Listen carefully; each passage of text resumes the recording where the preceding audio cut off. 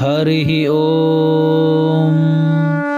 పరమేశ్వర స్వరూపాయ అందరికీ నమస్కారం. శ్రీ శ్రీ శ్రీ సద్గురు మహాత్మా బడే సాహెబ్ స్వాముల వారి సంపూర్ణ జీవిత చరిత్రలో 11వ భాగము ప్రారంభము. శ్రీ శ్రీ శ్రీ సద్గురు మహాత్మా బడే సాహెబ్ స్వాముల వారు నిర్ణయించుకున్న సమాధి దినమును ఫాతిమాంబ తీసుకుని సమాధి చెందుట. తెరనేకల్లు శ్రీ చెన్నమాధవుడు స్వప్నమందు ఫాతిమాంబకు చెప్పిన విషయమును మహాత్మా బడే సాహెబ్ ముఖార విందముల నుండి వెలువడుటను ఎదురు చూస్తూ కాలము గడుపుచుండెను. అటువంటి సమయమున శ్రీ శ్రీ శ్రీ సద్గురు మహాత్మా బడే సాహెబ్ స్వాముల వారు తన నాద పుత్రులగు పేట రామప్పను లచ్చప్పను ఒకనాడు పిలువనంపెను. అరుదెంచిన రామప్ప లచ్చప్పలు శ్రీవారి పాద సేవ చేసి శ్రీ గురు ఆనతి గైకొని కూర్చొనగా, కుమారులారా, అన్ని రకముల భక్తుల కన్నా గురు భక్తుడే గొప్ప.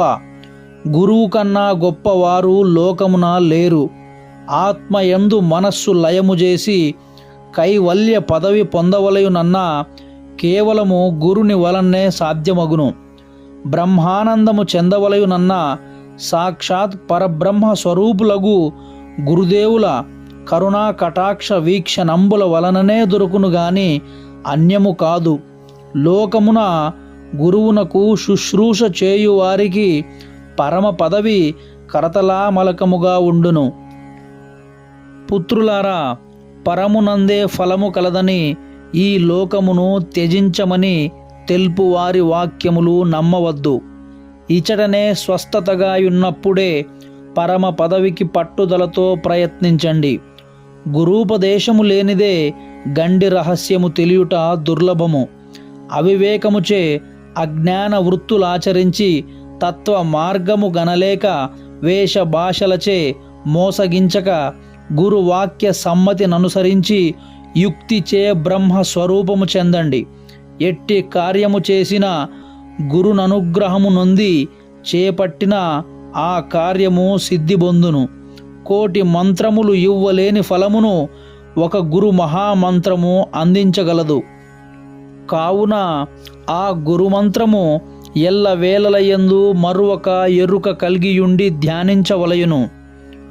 గురు దరి చేరిన వారికి గురుడు సర్వకాలములయందు తోడు నీడయై హృదయమందు జ్యోతి స్వరూపుడై వెలుగుచుండును. ఓ రామప్ప, గురువే గోవు, శిష్యుడే దూడ. గోవు తాను తిన్న ఆహారమును పాలగా మార్చి తన దూడకు ఇచ్చినట్లు గురుడు తన తపోబలమును అనుగ్రహ రూపంగా ఇస్తూయుండును. ఎప్పుడంటే అప్పుడు గురుని ప్రశ్నించరాదు. గోవు తనలో పాలు నిండుకొన్నప్పుడు అంబాయని అరచి దూడని పిలిచి పాలిచ్చును. గురుడు కూడా అంతే. గోవు తన పాలు తన యందు ఇంచుకొనక దూడకిచ్చినట్లు తానును పరమార్థ విషయము దాచుకొనక సంపూర్ణముగా తనను నమ్మియున్న శిష్యులకు దారబోసి బ్రహ్మానందములో చేర్చును. గొడ్డుకుబడిన గోవు వంటి గురుడు గురుడు కాదు, యముడే అగును. మరియు వృక్షము మొదలు గురుడైన కొమ్మ రెమ్మల వంటి వారే శిష్యులు. కావున మొదలు లేనిదే కొమ్మలు లేవు. కొమ్మలు లేని మొదలు అందము లేక ఫలపుష్టి రహితముగా ఉండును. జ్ఞానపుత్రులారా, ప్రపంచమందు జ్ఞాన రహస్యములు తెలుపు గురువులు చాలా తక్కువ. గురుని ఆనతి ప్రకారము నడుచుకొను శిష్యులు అతి తక్కువగా ఉన్నారు. గురు ఆజ్ఞ ధిక్కరించక గురువుతో ఐక్యముగా ఉండడమే యథార్థ మోక్షము. ఇటువంటి మర్మము తెలిసి మనుగడ చెందువాడే బ్రహ్మయగును. నిజ గురువు ఏనాటికి ఎవరినీ శపించడు. ఒకవేళ చూచువారికి ఉద్రేకముగా ఉన్నట్లు కనిపించినా అది ఇతరుల మేలు కొరకే ఉండును గాని కీడు కొరకు ఏమాత్రము కాదు. స్థూలముగా చెప్పవలయునన్నా గురువు లేనిదే విద్య లేదు. గురువు విద్య లేనివాడు ఎన్నటికీ బ్రాహ్మణుడు కాలేడు. కావున గురువులెందరైనా గురు స్వరూపమొకటే అని విశ్వసించి ఏ గురుని అయినా నిందించక ఏమాత్రమూ దూషించక, ఎదుట ఉన్నా దూషించక, ఎదుట ఉన్నవారు నా గురుదేవులే అని నమ్మి అహం విడనాడి అందరినీ పూజించవలయును. ఈ విధముగా శిష్యులకు ఉపదేశించు సమయమందు ఫాతిమాంబ వారి దరిచేరి నిలిచినది. నిలిచిన ఫాతిమాంబను గాంచిన శ్రీ మహాత్మా బడే సాహెబ్, ఫాతిమా, ఇటు రమ్ము, నీకు ముఖ్యముగా తెలుపవలసినదొక విషయము ఉన్నది. అది ఏమనగా, ఈరోజు వైశాఖ మాసము మొదలైనది. ఇంకా 3 రోజులకు వైశాఖ మాస శుద్ధ అట్ల తదియ వచ్చును. అది పరమ పవిత్ర పుణ్యదినము. ఆ పుణ్యదినమున పగలు 6 గడియల కాలమున నేను సమాధిన ప్రవేశించి నిష్ఠాగరిష్ఠుండై లోకమునకు అతీతముగా ఉందును. నీవు మన కోడలు వన్నాభి గర్భమున జన్మించు మగ శిశువును చూసి ముచ్చటగా ఆనందించి ఫాల్గుణ శుద్ధ సప్తమి తిదిన నీవును నిష్ఠాగరిష్ఠురాలవు కమ్ము. అప్పుడు నీవును నాలో ఐక్యమగుదువు అన్నాడు మన తాతయ్య. ఇదంతయు ఏకాగ్రముగా విన్న ఫాతిమాంబ తాత పాదములపై పడి, స్వామి, నీవు వల్లించిన వచనములను శ్రద్ధగా విన్నాను. నా తుది మొర ఆలకించుము నాదా అని మీరు నిష్ఠాగరిష్ఠ చెందవలయునన్న దినమును నాకు ఇచ్చి మీ చేతులారా నన్ను సమాధిన ప్రవేశింపచేసి బండ మూయుము. నాకు నిర్ణయించిన దినమున మీరు నిష్ఠాగరిష్ఠుండు కండి. ఇదియే నా తుది కోరిక. ఇందులకు ఏమాత్రమూ నిరాకరించక అంగీకరించండి దేవా అని మొరవిడినది. దిగ్భ్రాంతి చెందిన శ్రీ మహాత్మా బడే సాహెబ్ స్వాముల వారు జ్ఞాన నేత్రముచే తిలకించి లోపల, శ్రీ మాధవ, నాకంటే ముందుగా ఫాతిమాకు గుణపాఠముగా నేర్పించి ఉంచితివా తండ్రి? 2 సార్లు నీకంటే ముందుగా కాయము వదిలి వెళ్ళి కారణ రూపముగా జన్మించిన ఫాతిమా 3వసారి కూడా నీకంటే ముందుగా ఎందుకు వెళ్ళకూడదని ప్రశ్నించుచున్నావా శ్రీ కొండమాధవ అని మదిన తలంచి ఫాతిమాంబను తిరిగి ప్రశ్నించక ఎంత చెప్పినా తను పట్టు మాత్రము వదలదని తెలిసిన శ్రీ మహాత్మా బడే సాహెబ్ స్వాముల వారు యథార్థముగా, సరే, నీ మనోవాంఛ ఫలసిద్ధిర్భవతు అని సతిని సంతోషముగా దీవించెను. ఈ విషయము రామప్ప, లచ్చప్పయే కాక ఇంకా కొంతమంది జనులు వినినందున అప్పటికప్పుడే గ్రామమంతా ప్రాకినది. ఇక 3 రోజులకు ఫాతిమాంబ సమాధి చెందు దినమని గ్రామ ప్రజలందరూ చింతిస్తూ, మరి ఒక వైపు ఆ దినము మనకు పావనమగు పర్వదినమని పెద్దలు నుడువగా, అమ్మలక్కలు ఆనాటి నుండి వారి వారి గృహములు శుభ్రపరుచుకొని కొత్త పూతలు పూయుచుండిరి. ప్రజలందరూ ఎదురు చూస్తూ ఉన్న వైశాఖ మాస శుద్ధ అట్ల తదియ రానే వచ్చింది. పూబోనులందరూ వారి వారి ఇండ్ల ముందు ముగ్గులతో అలంకరించి గ్రామమునే శోభిల్లునట్లు చేసినారు.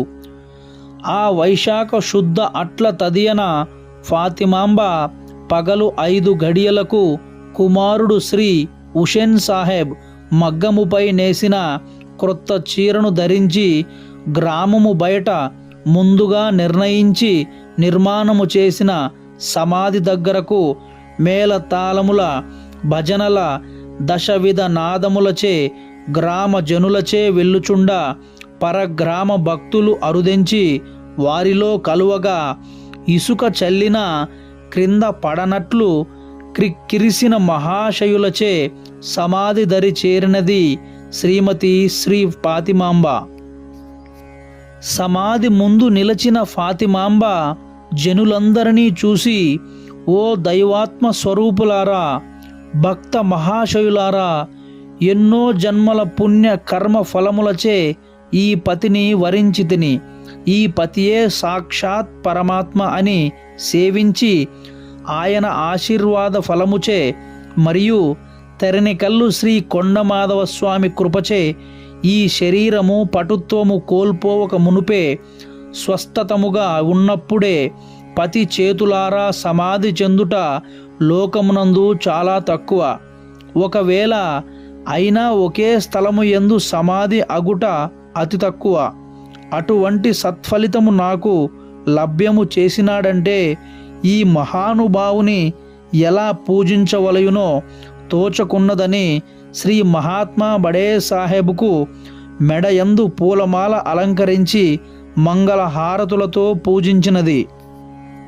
జనులందరినీ పరికించి, అయ్యలారా, ముసలితనమున రోగగ్రస్తుడై వణుకుచు దంతములు ఊడి రుచి తెలియక వెంట్రుకలు నెరసి శరీరము ముడతలు చెంది దృష్టి లోపముచే దారి నడువలేక ఎన్నో బాధలు చేరి ధర భారము కాకమునుపే ఈ కాయముచే ధరణిలో ప్రవేశించుట మంచిదని తలంచితిని. లోకోక్తి ప్రకారము పుత్రుని గని కోడలును చేసుకొని లోక విరుద్ధముగా ఆచరించక వారిని ప్రేమించి పెంచి వారిపై మోహమునకు లోబడక నిమిత్త మాత్రముగా ఆచరించిన దానను. అందరును సంసారమనుభవించిన పుత్రులు గన్న నిమిత్తముగా ఆచరించి వారిపై మోహము విడనాడి శివార్పణ బుద్ధితో ఉన్న శివుణ్ణే చేరుదురు. ఎన్ని మాటలు మాట్లాడినా ఏ మాత్రము ప్రయోజనము లేదని మదినెంచి ఆ మదియందు మాధవుని నిలిపి నిరంతరము ధ్యానించండి. ఆ ధ్యానమే ముక్తి మార్గమునకు నడిపించును. మానవులు ఒకరినొకరు అశాశ్వత దేహ సౌందర్యములను చూసి మోహములో చిక్కి తమ్ము తాము మరిచిపోవుదురు. ఏ మోహముచే ఆనందము చెందుదురో ఆ మోహముచే శరీరమున వ్యాధులు ఉద్భవించి అనేక కష్టములు పొంది తుదకు నామరూపములు లేక నాశనము అగుదురు. విఘ్నులు తమ దేహమే తమకు రోత అని ఏమాత్రము చింతించక చివరకు ఇహపర సుఖములు పొందలేక చెడిపోవుదురు.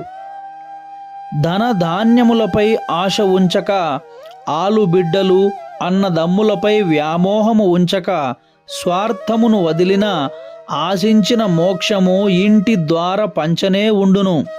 స్వార్థమనున్నది ఎవరో కాదు, అజ్ఞానానికి కూతురు, అహంకారానికి చెల్లెలు, అభిమానానికి కోడలు, అవివేకానికి అత్త అవుతుంది. కావున భక్తి అనున్నది అందరూ అలవర్చుకోవాలి. భక్తి అన్నది చితికిపోయిన బ్రతుకు బొమ్మను అతికించుకునే ఒకానొక అవకాశమే భక్తి అందురు. వేదాంత శ్రవణమన్నది భక్తులకు చరాస్తి వంటిది. స్వాత్మానుభవము పొందుట అనున్నది స్థిరాస్తి వంటిది. ఆశతో సంపాదించిన ధనము అజ్ఞానిని శపిస్తుంది. జ్ఞానికైతే అదే సంపద సేవ చేస్తుంది. ప్రతి మానవునకు ఏవో కొన్ని ఆపదలు వస్తాయి. అవి ఎందుకు వస్తాయి అని ఒకసారి ఆలోచించండి. నీ ఆత్మీయులెవరో తెలుసుకోవడానికే ఆపదలు వస్తాయి. మరియు అపోహలు, అపనిందలు మన జీవనమనే బొమ్మకు తుది రూపము దిద్దే కళాకాంతులని నిశ్చయించుకొని నిలకడ చేయుండవలయును. మరి ఒక ముఖ్య విషయము ఏమనగా తోటి మానవులకు చేతనైనంత సహకరించవలయును. అట్లుగాక సజీవ ప్రాణులను అసహ్యించుకొని నిర్జీవ ప్రతిమలను ఆరాధించువాడు ఉత్తమ భక్తుడు కాలేడు. అమ్మలారా, లోకమునందు కామేచ్ఛ కనులపై ఉన్న కాంతులు పురుషును చూడగా అగ్ని దరిచేరిన మంచు కరిగినట్లు మనస్సు కరిగిపోవును. కొందరు ఇంద్రియ భోగముల కొరకే యజ్ఞములు చేయుదురు. పురాణములు పరికించగా ఇంద్రుడు కామియై అవమానపాలాయను. మన్మధుడు కామియై మరణమును పొందాడు. చివరకు బ్రహ్మ కూడా కామియై సిగ్గును పొందాడు. కావున కామము బహు చెడ్డది. కుమారులారా, చెప్పు కొలది మీకు సోదిగా ఉంటుందేమో. కావున అజ్ఞాని జనన మరణములు సహజమని ఏ ప్రయత్నము చేయక ఊరకనే ఉండును. జ్ఞాని తన జ్ఞానముచే బ్రహ్మమును తెలిసి బ్రహ్మమునే చెందును. మహాశయులారా, ప్రపంచమున పరులచే పోరాడేవాడు పిరికివాడు. తనతో తానే పోరాటము చేయువాడే నిజమైన ధైర్యశాలి అనిపించుకొనును. అట్టి వానికే ముందు ముందు ఉండును. లోకమున ఎంతో నాగరికత మారిందని మారలేదని గగ్గోలు పెట్టక నీవెంత మారావో ఒకసారి బాగుగా పరీక్షించి చూస్తే లోకమున మార్పు చెందినట్లు భావించవలయను. ఇక తడవు చేసిన మీ తాత నిర్ణయించిన కాలము దాటిపోవును. కాలము చాలా విలువైనది అన్న విలువ కట్టలేనిది కాలము అని ఫాతిమాంబ తెలుపుచుండా శ్రీ హుసేన్ సాహెబ్ శ్రీ వన్నాబి సమాధి లోపల అఖండ జ్యోతులు వెలిగించారు. వన్నాబీని చూసిన ఫాతిమాంబ, కోడలమ్మ, నీ గర్భమున మగ శిశువు జన్మించునని ముందుగా మహాత్ములు తెలిపినారు. ఆ శిశువుకు తానీషా సాహెబ్ అని నామకరణము చేయండి. అతడు కూడా తమో గుణము విడచి తత్వపురుషుండు కాగలడనగా శ్రీ హుసేన్ సాహెబ్ వన్నాబి, మీ ఆనతి ధిక్కరించక శిరసా వహించదము తల్లి అని ఇద్దరూ ఫాతిమాంబ పాద పద్మములకు మనసారా పూజించి సాష్టాంగ నమస్కారములు చేసి ప్రక్కకు నిలువగా ఫాతిమాంబ పతి పాద సరోజములను పూజించి జనులందరినీ చూసి, ధర్మ విజయోభిలాషులారా, ఇవే నా జోహార్లు అనగా అందరూ నమస్కరించిరి. నమస్కరించిన వారిని గాంచి సర్వే జనో సుఖినో భవంతు అని సమాధిలో ప్రవేశించినది. శ్రీ మహాత్మా బడే సాహెబ్ వారి నాదపుత్రులు రామప్ప, లచ్చప్ప, శ్రీ హుసేన్ సాహెబ్లు బండను మూసి రకరకములైన పుష్పములచే పూజించగా జనులందరూ వేనోళ్ళ పొగుడుచు అందరూ సమాధిని దర్శించి వారి వారి గృహములకు వెళ్ళిపోయారు. శ్రీ మహాత్మా బడే సాహెబ్ స్వాముల వారు జొన్నలు తెమ్మని లచ్చప్పకు తెలుపుట. భక్త మహాశయులు కొందరు శ్రీ మహాత్మా బడే సాహెబ్ స్వాముల వారి గృహము చేరి అన్న సంతర్పణ గావించిన పిమ్మట, మహాబుద్ధిమంతులారా, ఇహపర సుఖములను పొందవలయునన్న ఉత్తమ సాధు సజ్జన సాంగత్యము విశేషముగా ఉపకరించును. మొక్కలకు నీరు పోయగా పూలు పండ్లు ఉదయించునట్లు సజ్జన సాంగత్యము వలన మనోహరమైన వివేకము గొప్ప జ్యోతి వలె ప్రకాశించును. మహా కష్టతరంబైన పరిస్థితులు ఏర్పడినప్పటికీ మానవులు సత్పురుషుల సాంగత్యమును పరిత్యజింపరాదు. దైవ పూజల చేతను, దానముల చేతను, తీర్థయాత్రలు సేవించుట వలన, తపస్సు చేతను, యజ్ఞయాగాదుల చేతను పొందలేనటువంటి జ్ఞానమును ఒక సత్సాంగత్యము ద్వారా పొందుదురు. మరియు రాగ ద్వేష రహితులను, సందేహ శూన్యులను, దేహీంద్రియములను జయించిన వారు ప్రక్కగా ఉండగా పాపరహితము కాకుండా ఏనాటికి ఉండదు. సంసార సాగరమును దాటుటకు సాధు మహాత్ములు ఎంతయో సహకరింతురు. కోపోద్రేకమును అగ్నిని చల్లార్చుటకు సహకరించు మేఘములు వంటి వారే సత్పురుషులు. దారిద్రము, దుఃఖము, మరణము మొదలగు విషయములతో కూడిన భ్రమలను, రోగములకు సత్సంగత్యమును ఔషధములచే ఆ రోగములు సమూలముగా నశించిపోవును. సజ్జన సాంగత్యమనున్నదియే పరమగతి. దాని నుండి కలిగిన సంతుష్టియే పరమ లాభము. అందు విచారణయే పరమ జ్ఞానము. సకల అంతరేంద్రియ నిగ్రహయను శమమే పరమ సుఖము. పవిత్రములగు ఈ చతుర్విధోపాయములను ఎవరు అభ్యసించెదరో వారికే మోహజాలమును సముద్రమును దాటుటకు అనుకూలముగా ఉండును. మరి ఒక విషయము ఏమనగా, న్యాయ సహితమగు శాస్త్రమును అయ్యది మానవ విరచితమైనప్పటికీ గ్రహించవలయును. న్యాయ విరుద్ధమైన శాస్త్రమును ఋషి ప్రోక్తమైనప్పటికీ లెక్కజేయక త్యజించవలయును. సన్మార్గ సహితమగు వాక్యములు బాలుడే నుడివినా దానిని అనుమానించక అంగీకరించవలయును. కొందరు ఎదుట ఉన్న గంగాజలమును వదిలి ఇది మా తండ్రి తవ్విన నుయ్యి అని అందులో నీరు త్రాగక ఎంతో దూరములో ఉన్న ఉప్పు నీటిని తెచ్చి త్రాగు మూర్ఖులకు ఇటువంటి బోధ ఎంత బోధించినా లాభము లేదు. ఇక్కడ ప్రతి గురువారము జరుగు అన్న సంతర్పణ కార్యక్రమమునకు అందరూ పాల్గొని సంశయరాహిత్యము చేసుకొనండి. అయ్యా లచ్చప్ప, ఇంక కొలది దినములలో మీ కనుకవీడు గ్రామ పొలమునందు జొన్న పంట ఫలించును. అందులో 4 భాగములు మీరు తీసుకొని 5వ భాగము గంజహల్లికి తీసుకొని రా నాయనా. నీవు అన్నదాన క్రియకు తోడ్పడిన వాడవుదవు. అదే విధముగా ఆచరింతును గురుదేవా అని లచ్చప్ప నుడివెను.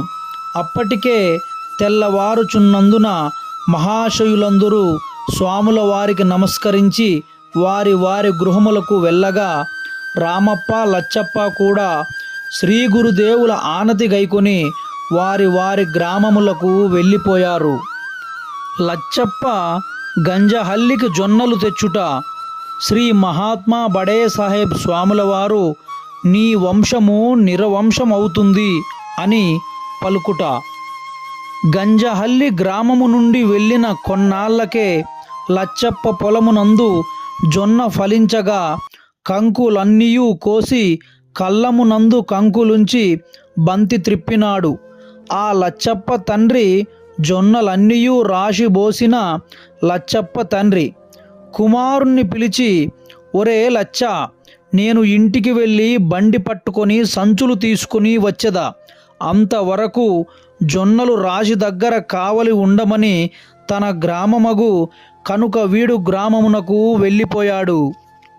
ఆ మాటలు విన్న లచ్చప్ప తండ్రి ఆనతిచ్చునట్లు జొన్నలు రాశి సమీపాన కూర్చునగా కొందరు నిరుపేదలు సాధువులు అరుదెంచి, అయ్యా దానము చేయవయ్యా అని లచ్చప్పను ఆర్థించగా, మీ ఇష్ట ప్రకారము తీసుకువెళ్ళండి అని ప్రక్కనున్న తంగెడు చెట్టును పూజిస్తూ కదలక జొన్నల రాశి వైపు ఏమాత్రమూ చూడక కూర్చున్నాడు. అరుదెంచిన నిరుపేదలు సాధువులు ఎవరిష్ట ప్రకారము వారు బస్తాలకు నింపుకొని పోవుచుండా కొన్ని ఆవులు జొన్నలు రాశి చేరి కడుపారా తినుచుండా లచ్చప్ప అటువైపు కించిత్తుగాంచక పూజిస్తూ కూర్చున్నాడు. ఇక తూముడు జొన్నలు మిగిలి ఉన్న సమయమున లచ్చప్ప తండ్రి బండి తీసుకొని వచ్చాడు.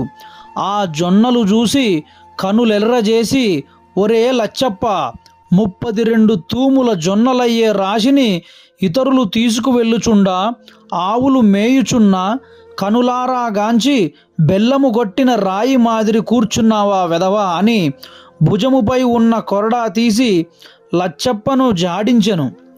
తాత తాత రక్షించు తండ్రి అని శ్రీ గురుదేవులను అర్థించాడు.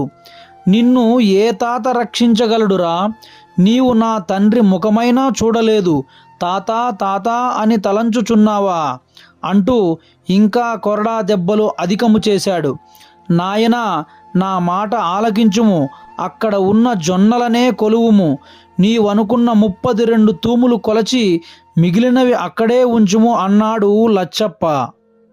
ఒరే 3 విడిచినవాడా, ఒక్క తూముడు కూడా లేవు, 32 తూములు ఎట్లగురా అని మళ్ళీ తంగెడు బెర్ర చేబూని బుద్ధి చెప్పుట ప్రారంభించాడు.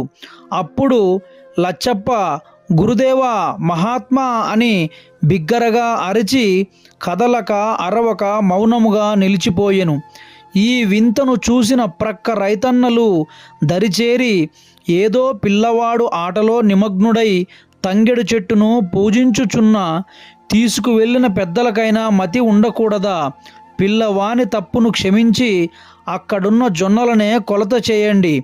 ఆ లచ్చప్ప 32 తూములు కొలచి మిగిలినవి కొలత చేయవద్దని తెలుపుచున్నాడు కదా, అదియూ చూడుమని తండ్రిని వారించిరి.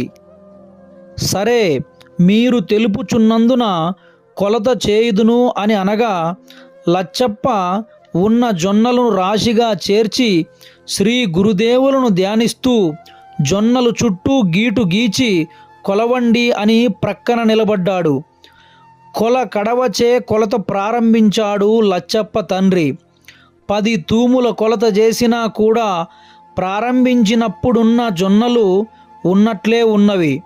అదే విధముగా కొలవగా 32 తూములు పూర్తి అయిన తక్షణమే కొలత నిలపండి, మిగిలిన జొన్నలు మా తాతయ్యవి అని రాశి ముందు నిలుపగా రైతన్నలందరూ లచ్చప్ప తండ్రితో సహా ఆశ్చర్యచకితులై నిలిచిపోయారు.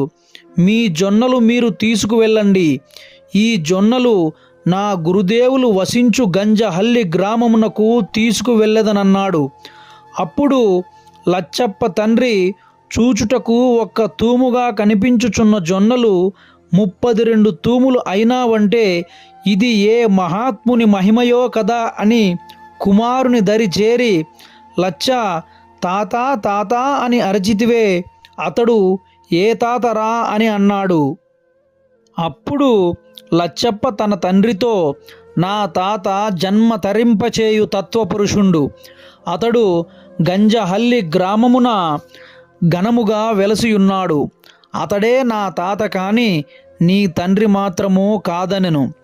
ఇదంతయు ఆ గనుని మహిమయే గనుక ఈ మిగిలిన జొన్నలు ఆయనవే అని అన్నావు. కావున ముందు ఆయనకే మనము బండిపై జొన్నలు తీసుకుని వెళ్ళి ఇచ్చి ఆయనను నేను దర్శించదను అన్నాడు. ఆ విధముగానే చేయుదుమని మిగిలిన జొన్నలను లచ్చప్ప కొలవగా 8 తూములైనవి. వాటిని బండిపై వేసుకొని తండ్రి కుమారుడు గంజహల్లి గ్రామము చేరుకున్నారు. వారినిద్దరినీ చూసిన శ్రీ మహాత్మా బడే సాహెబ్ స్వాముల వారు, ఏమయ్యా లచ్చప్ప, మీ తండ్రి కొరడా బట్టి కొట్టిన దెబ్బలు ఇంతవరకు నాకు బాధ తగ్గలేదు. ఇంత బాధించిన నీకు భవిష్యత్తున వంశమెట్లు కలుగునయ్యా అంటూ బాధ చెందినాడు మన తాతయ్య. ఆ మాటలు విన్న లచ్చప్ప, సుఖములైన దుఃఖములనైనా మీకే అర్పించగలవాడను తండ్రి, వంశము లేకున్నా సంతసించదను కానీ కష్ట నష్ట భోగ భాగ్యములను మీకు అర్పించక ఉండలేను దేవా అని తెచ్చిన జొన్నలను భుజముపై నిడుకొని తండ్రి తనయుడు తాతయ్య ఇంట్లో వేసినారు. కనుక వీడు గ్రామము నుంచి అరుదెంచి వారి కడుపు ఖాళీగా ఉంటుందని వన్నాబీచే అన్నము వడ్డింపజేశాడు మన తాతయ్య. భోజనమైన పిమ్మట ఇద్దరినీ చూసి బాధచే పలుకు పెదవి దాట పృథివి చేరినది. అది చేర్చినది నేనే కావున ఆ పలుకును వాపసు తీసుకొందునయ్యా లచ్చప్ప అన్నాడు శ్రీ మహాత్మా బడే సాహెబ్. ఇంతవరకు పెళ్లి కాని పెద్ద మనిషి మన లచ్చప్ప, వివాహము చేసుకొనుము, నీకు వంశము వృద్ధి కలుగునట్లు వరమిచ్చద అనగా, తండ్రి మోక్షప్రదాయ, మీరు ఎప్పుడైతే వంశము లేదన్నారో అప్పుడే అమితానందము చెంది నా జన్మ రాహిత్యము చేసి కైవల్య పదవి చేర్చుటకే ఈ విధముగా పరోక్షముగా పలికినాడని అపరిమితముగా ఆనందించి తిని. ఇహ సంబంధ వివాహము వలదు, వంశ వృక్షము అంతకు వద్దు. అంత్యకాలము తీరినప్పుడు ఆలు మగలు వెళ్ళి చాలా పరమ పావన మూర్తి అని పాద సరోజములపై బడి ప్రాధేయపడ్డాడు. ఈ మాటలను ఆలకించిన తాతయ్య, ఆహా, బాల్యముననే బ్రహ్మానందమునొంది విషవృక్షమునకు బీజము వలదని ఒదిగి మ్రొక్కుచున్నాడే అని మదియందు దలంచి, లెమ్ము జ్ఞానపుత్ర, నీ కోరిక ప్రకారమే బాలబ్రహ్మచారిగానే ఉండి జనన మరణమును శోకము చెందక జన్మ తరించుకొనుము బిడ్డా అన్నాడు శ్రీ సద్గురుదేవులు. ఇదంతయు గ్రహించుకున్న లచ్చప్ప తండ్రి కూడా తాతయ్య చరణములపై బడి నమస్కరించి, ఏమీ తెలియని వాని తప్పును క్షమించండి స్వామి అన్నాడు. తెలియని వాడే ధన్యుండు లేవయ్యా అని ఆశీర్వదించి, అయ్యా, ప్రతి మనిషిలోనూ మాధవుడు మానవుడు ఉన్నారు. సుఖముగా ఉండి సంతోషముచే నవ్వినప్పుడు మాధవుడు తొంగి చూస్తాడు. కష్ట నష్టములకు భయము చెంది ఏడ్చునప్పుడు మానవుడు పొంగవస్తాడు. నోటితో పలికిన వచనములను ఆచరించుట చాలా కష్టము. అందుకే వాచా వేదాంతులకు ధర్మము తెలుసు, అనుష్ఠాన వేదమూర్తులకు ధర్మ రహస్యము తెలుసు అని మహానుభావులు నుడివినారు. జొన్నల వలన విరోధము పెంచుకొన్న మీకు ఆ జొన్నలే దారి చూపినదయ్యా పెద్ద మనిషి. ఈ లోకమున ఎవరైనా విరోధము చేయబట్టినా విషాదం ఆలింగనము చేసుకుంటుంది. అతి సంభాషించిన అనర్థాలు తెచ్చిపెడుతుంది. సుగుణశీలము లేని మనిషి బాణము లేని ధనస్సు వంటి వాడగును. అందువలన శీలము కలిగి జీవించండి అన్నాడు శ్రీ సద్గురు మహాత్మా బడే సాహెబ్ స్వాముల వారు. అప్పుడు లచ్చప్ప తండ్రి, స్వామి, మీ కీర్తి ప్రతిష్టలకు ఏమాత్రము కలంకము లేక సంచరించదము దేవా అని శ్రీవారి చరణ కమలములకు చక్షువులకద్దుకొని స్వాముల వారి ఆశీర్వాదములు పొంది తండ్రి తనయులు వారి గ్రామమునకు వెళ్ళగా శ్రీ మహాత్మా బడే సాహెబ్ స్వాముల వారు తన కార్యక్రమములో తాను పాల్గొనెను. కోసిగి గ్రామమునకు శ్రీ మహాత్మా బడే సాహెబ్ స్వాముల వారు వెళ్ళుట. ఒకరోజు సద్భక్తుల సంగమున సద్గోష్ఠి జరుపుచున్న శ్రీ మహాత్మా బడే సాహెబ్ స్వాముల వారు, మహాశయులారా, రేపటి ఉదయమున మన గ్రామ పశ్చిమ దిక్కుగా ప్రయాణమై వెళ్ళి అక్కడక్కడ వారిండ్లు చక్క పెట్టుకోమని తెలిపి సదాచారముగా ప్రవర్తించమను కార్యనిమిత్తము బయలుదేరదను. కావున మీరు మరువకుండగా ప్రతి గురువారము జరుగు సత్సంగము, అన్న సంతర్పణ కార్యక్రమములు జరిపి సర్వేశ్వరుని కృపకు పాత్రులు కండి. మీకు సహాయకారిగా హుసేన్ సాహెబ్ కూడా ఉంటాడు.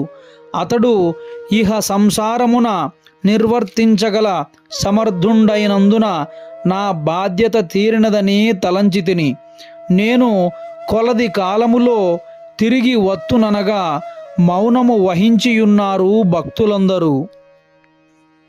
సుజనులారా, మనస్సు నేత్రముల యందు సంచరించునప్పుడు జాగ్రత్తావస్థ యందురు.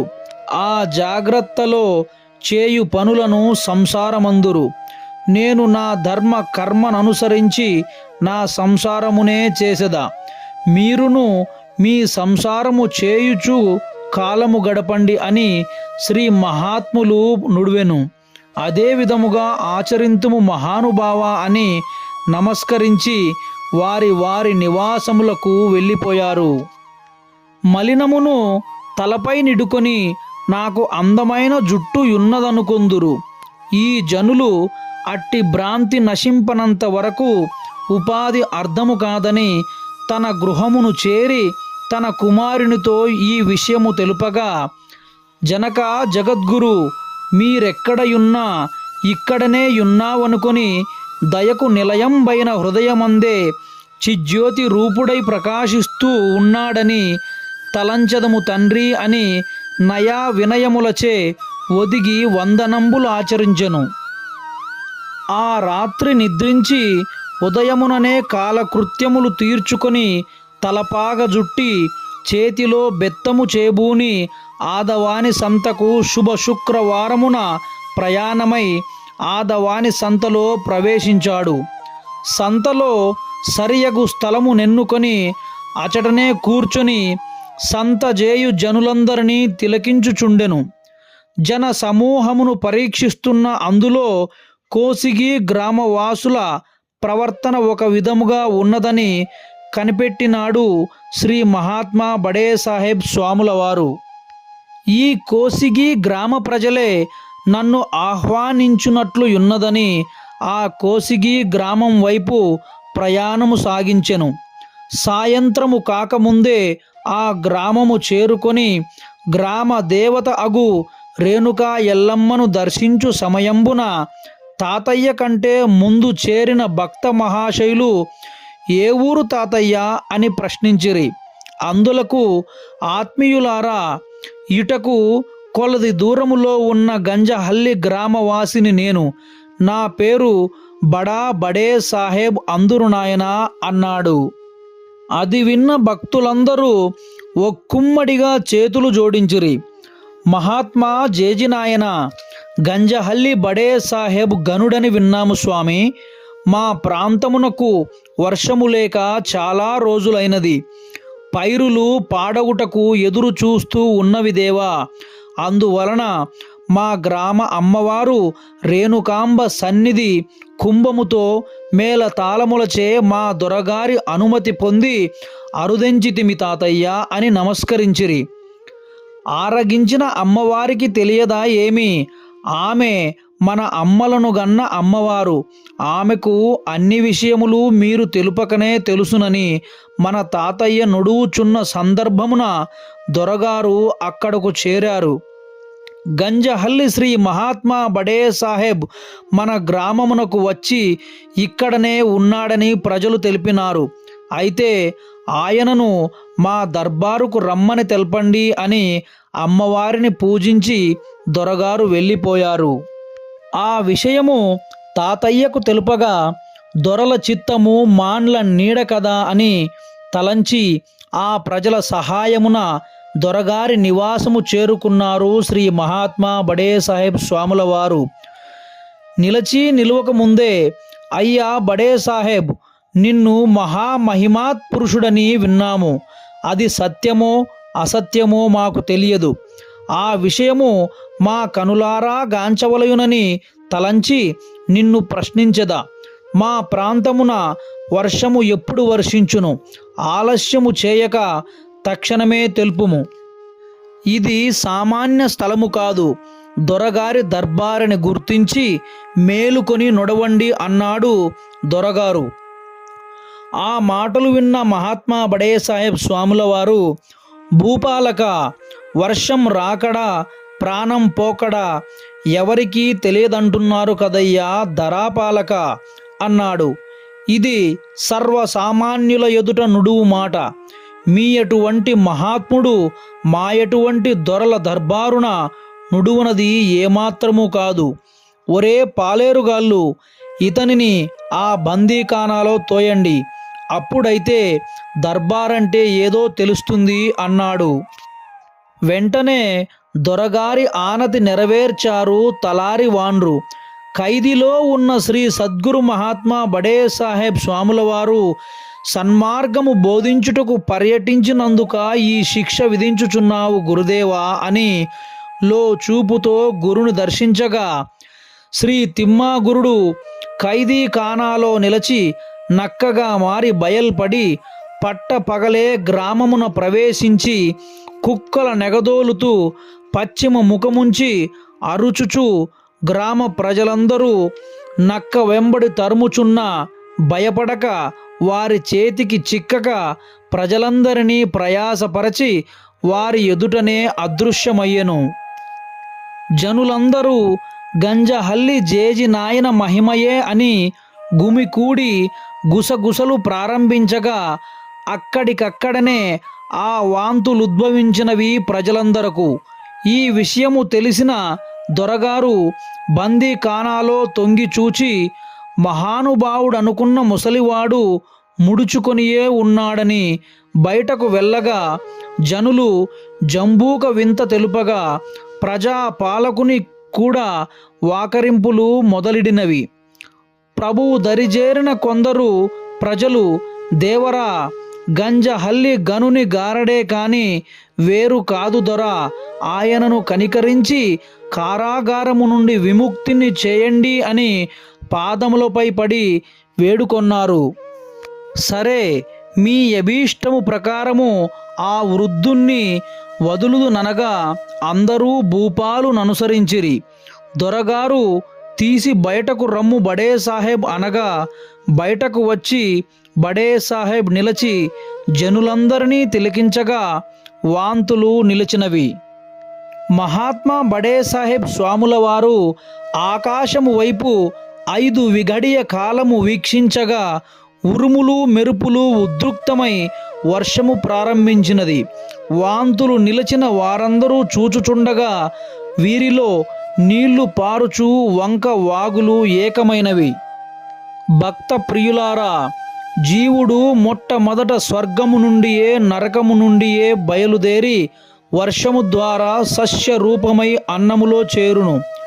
అది అన్నము భక్షించిన వారిలో చేరును. తండ్రి గర్భమున కొన్ని సంవత్సరములు పెరిగి తల్లి గర్భమున ప్రవేశించిన మాయ కోశములో చిక్కుకొనును. మాయలో జిక్కితినని భగవన్నామ స్మరణ ఎడతెగక స్మరించుచు ఎప్పుడు మరువను మాధవుని అని నుడువుచు ఆ పరమాత్ముని దయాసాగరము వలన బయట కలి మాయలో చేరును. కలి మాయలో చేరిన వెంటనే కడుపులో పుట్టు కష్టములను మరచి స్మరణ సంపూర్ణముగా విడచి స్వార్థమును అరచేతిలో చిక్కుకొనును. చిన్నతనమున ఆట పాటలయందు మక్కువ కలిగి వయస్సు రాగా వధువును పెండ్లాడి ఆ వయస్సు చేసే మోసమే యమపాశమని తలంపక పరులను మోసగించు కౌమార స్థితియందు కైవల్యమునే తలంపక వృద్ధాప్యమున రోగపీడితుడై బహుబాధ చెందుట జీవునకు యాత్రగా ఉన్న జన్మించినది ఎందుకని ఒకసారి అయినా చింతించక జన్మ హేతువై బలమైన కర్మలు చేసి త్యాగ ఫలము తెలియక జ్ఞానమార్జించక నరక కూపమును తయారు చేసుకొందురు. దైవాత్ములారా, సుజ్ఞాన సహన కాలమందు నశించిన సూక్ష్మ దేహము అంత సులభముగా నశించున్నది మాత్రము కాదు. ఆత్మప్రియులారా, ప్రియానందము వదలి మోదానందమిడచి ఉపమోదానందము ప్రక్క నుంచి కారణానందం అనుభవించి ఆత్మానందమున చేరవలయును. నాయనా, ఇవి ఆచరించుటకు కష్టతరముగా ఉన్నవని తల వంచుకొని ఉన్నారు మీరు. కావున అన్ని దానముల కన్నా మిన్న దానమని పేరుగాంచిన అన్నదానమైన చేసి దాతలు కండి కర్షకులారా అన్నాడు శ్రీ మహాత్మా బడే సాహెబ్ స్వాముల వారు. ఈ కార్యమైతే చేయగలము తాత అని అందరూ తాతయ్య దరిచేరి పావనమూర్తి పాద సరోజములకు నమస్కరించిరి. దొరగారు కొంచెము ముందుకు వచ్చి నన్ను కరుణించి నాపై దయ ఉంచి నా విన్నపము ఆలకించుము స్వామి అని ముకులిత హస్తములచే మహాత్మా దూడ ఆవు దరిజేరి పాలు త్రాగవలయునని చేరిన వెంటనే పాలిండ్లు నోటిలో ఇంచుకొని దాని శక్తి కొలది ఆ పాల పొదుగును మూతితో గుర్దును. అప్పుడు ఆవు తన పిల్ల కొరకు దాచుకున్న పాలన్నీయూ ఇచ్చును. అవు విధముగా లేగ దూడ తెలియక తల్లికి నొప్పి కలిగించి పాలు త్రాగినట్లు మేము నీ మహిమ తెలియక బాధించిన వర్షము వర్షించునట్లు మీ తపోబలము దారపోసితిరి. బందీఖానాలో బంధించిన భావము తెలియని భక్తుణ్ణి క్షమించి దీవించుము స్వామి అని నమస్కరించెను. పశ్చాత్తాపమే పాప పరిహారము నాయన అని ఆశీర్వదించి ఇక నేను వెళ్ళి వచ్చేదనని గ్రామ ప్రజలతో సహా దొరగారు గౌరవ మర్యాదలచే సాగనంపారు మన తాతయ్యను. ఇష్వి గ్రామము చేరి శ్రీ సద్గురు మహాత్మా బడే సాహెబ్ స్వాముల వారు గిరిరామిరెడ్డిని శిష్యుండుగా స్వీకరించుట. శ్రీ మహాత్మా బడే సాహెబ్ స్వాముల వారు కోసిగి గ్రామము దాటి ఆహా, అధికారములో ఉన్నవారు అజ్ఞానముచే ఉందురని సంతసిస్తూ నడవసాగెను. అక్కడ నుండి మధ్యనున్న గ్రామములను వీక్షిస్తూ ఈశ్వీయను గ్రామము చేరదలిచినాడు. తలంచిన కొలది కాలమునకే చేరుకున్నాడు ఆ ఈశ్వీ గ్రామమును. ఆ గ్రామ జనులను చూసి బంగి పొగాకు కొంత ఇవ్వండయ్యా అని అడిగినాడు. అయ్యా, మా గ్రామములో గిరిరామిరెడ్డి దగ్గర తప్ప ఇంకెవరి ధర దొరకదు తాత అని తెలిపినారు. ఆయన దగ్గర చేరవలయునని అతని ఇంటి వైపు వెళ్ళెను. తాతయ్య అరుదెంచుట ముందుగా చూసిన గిరిరామిరెడ్డి గారు ఎవరో బ్రహ్మశ్రీ వేదమూర్తులు వేంచేయుచున్నారని గృహములో ప్రవేశించి కుంభముచే జలము తెచ్చి స్వాముల వారి పాద సరోజాభిషేకము చేసినాడు ఆ గిరిరామిరెడ్డి. నా పాదములు నేనే పరిశుభ్రము చేసుకొనుట నా కర్తవ్యముగా ఉన్నది. నీవెందులకు శుభ్రపరిచినావయ్యా రెడ్డిగారు అన్నాడు తాతయ్య. గురుదేవా, గురుపాద తీర్థము కొరకే ఇంతవరకు గుట్టుగా ఉన్నాను.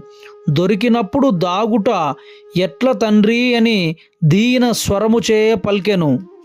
ఆ మాటలు విన్న తాతగారు, ఓ దీనుడా, నీలో ఉన్న భయమును పారద్రోలుము. భవభయ నివారణ సమయమాసన్నమైనది.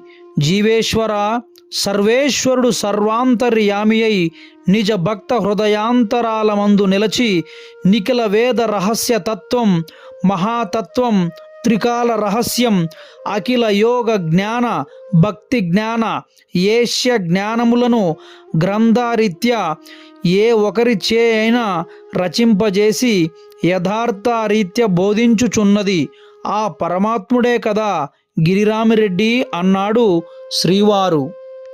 అప్పుడు గిరిరామిరెడ్డి, సద్గురుదేవా, మీరే సాక్షాత్ పరబ్రహ్మ స్వరూపులని నమ్మిన వానికి నిరాశ చేయక నాదపుత్రుండుగా స్వీకరించుము స్వామి అని పాద కమలములపై పడెను.